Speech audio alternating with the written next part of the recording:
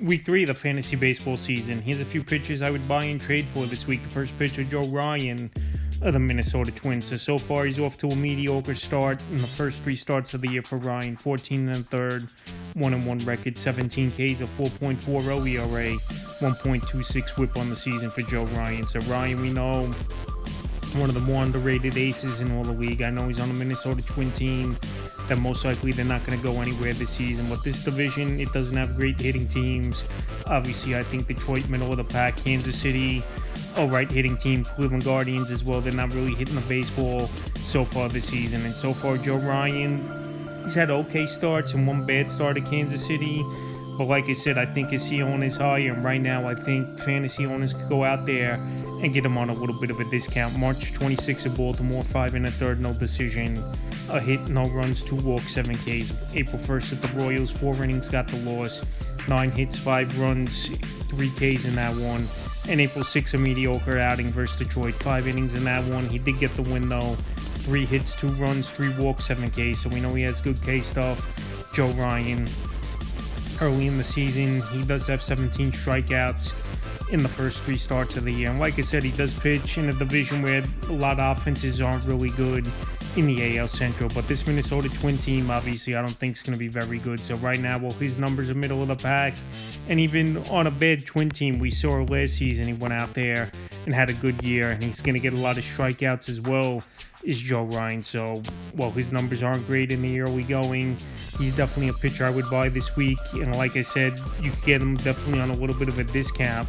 Next pitcher, Kyle Bradish of the Baltimore Orioles. So Kyle Bradish, he's off to a slow start in the beginning of the year for this Baltimore Orioles team. After last season, he only had 32 innings under his belt coming off injury. And so far this year, 8 2/3, 0-2 record, 10 strikeouts, a 6.23 ERA, 1.62 whips. Obviously, this Baltimore Orioles team in a very tough division in the AL East with the New York Yankees, Toronto Blue Jays, Boston Red Sox, even though the Red Sox are struggling mightily right now, and even the Rays can hit the baseball a little bit. And Bradish, they definitely upgraded the offense this offseason.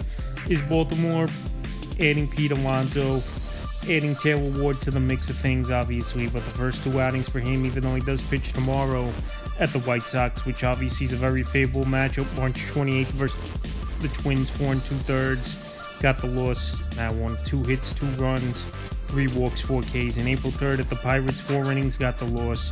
6 hits, 4 runs, 3 walks, 6 Ks. So walks have definitely been a problem in the early going for Bradish, where he's walked 6 batters in his first 2 starts. But like I said, his next outing tomorrow at the Chicago White Sox, obviously a great matchup on paper, where this White Sox team, still a team rebuilding. I know they added Murakami in the offseason, definitely adds pop to their lineup, but also as well they did trade Luis Robert away, arguably their best hitter over the last couple seasons, to the New York Mets. But I think Kyle Bradish could get back on track, and it's a good type of matchup, like I said, versus a weak hitting White Sox team for him to get back on track. But right now, if I'm a fantasy owner out there looking for some starting pitching, I think even before this outing, you could go out there and make the deal for Bradish this week. Next pitcher, Ranger Suarez of the Boston Red Sox. And we know this Red Sox team struggling in the early going. They can't get much going. Is the Red Sox 3-8 on the season. And Ranger Suarez was a big offseason signing for him, signing a 5-year, $130 million deal, 8 1/3 on the year, 0-1 record, 5 Ks, and 8.64 ERA, 1.92 whip. So I thought Fenway Park wasn't obviously a good fit for Ranger Suarez, where he's a soft tossing lefty monster in left field. Obviously, you just got to hit a towering fly ball and they'll get over. And Fenway Park hit his ballpark. So the first 2 outings of the season for Suarez, he's been batting practice in the early going for fantasy owners in this Red Sox team. But I think he could turn things around, even though, like I said, he's in a ballpark where it's a hitter's ballpark. And even though he was in Philadelphia and pitched well, it's a little bit different animal in the AL East with teams like the Yankees, Toronto Blue Jays, in that division. And even Baltimore beefing up the offense in the offseason. March 30th at Houston, 4 1/3, got the loss. 7 hits, 4 runs, a walk, 3 Ks. And April 5th versus San Diego, 4 innings, no decision. 6 hits, 4 runs, 2 walks, 2 Ks. I think he has to get acclimated a little bit more. Is Ranger Suarez to the American League in Fenway Park. But like I said, he did pitch in a bandbox over there in Philadelphia for many seasons, and he was good. And he was a good offseason signing on paper for a Red Sox team that needed some rotation help. So right now, he's struggling, and he can't get things going. His first 2 outings of the season is Suarez, and his next outing's April 11th at the St. Louis Cardinals. I think he's a pitcher you could go out there and get on a good discount this week. Next pitcher, Logan Gilbert of the Seattle Mariners. Logan Gilbert so far, mixed bag of results in the early going. I still think you're going to have to pay a decent price to get him on your roster in the early going this season. 16 2/3, 0-2 record, 18 Ks, a 5.40 ERA, 1.26 whip, and a quality start on the season for Logan Gilbert. So Logan Gilbert, he does have good stuff. We know he's been an anchor to this rotation for the Seattle Mariners team over the last couple seasons, and a former top prospect in the system. And also, they've been bringing guys up through the system like George Kirby, Brian Wu, Emerson Hancock so far this season.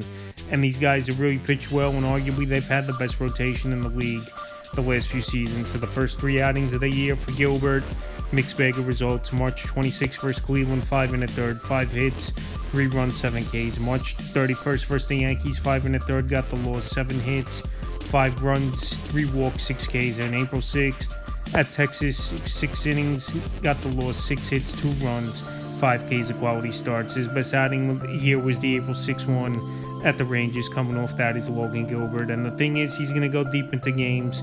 Like I said, he's the ace of the staff for the Seattle Mariners team, in my opinion. And I just think he's a pitcher that's going to get things going.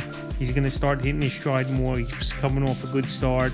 Obviously, like I said, early in the season, when guys are off the bed starts, I would send feelers out there and see if I could get him on a discount. And that's exactly the case, in my opinion. Gilbert this week, even though I think you got to pay a decent price still to get him on your roster. And the 5th and final pitcher I look to buy and trade for is Jack Flaherty, Detroit Tigers. So Jack Flaherty last season did 8 innings, but he did have a 4.64 ERA for this Tiger team, 8 15. But so far this season, he's been batting practice in the early going, 8 1/3, 0-1 record, 8 Ks, a 7.56 ERA, 1.80 whip. So he's on a Detroit Tiger team. They won the AL Central, and it's not a great division where I think he could turn things around with. There's a lot of weak hitting teams. The Twins, Chicago White Sox, I don't think the Guardians' offense is all that great as well. And even the Royals, their offense is hit or miss. So right now, Jack Flaherty, no doubt about it.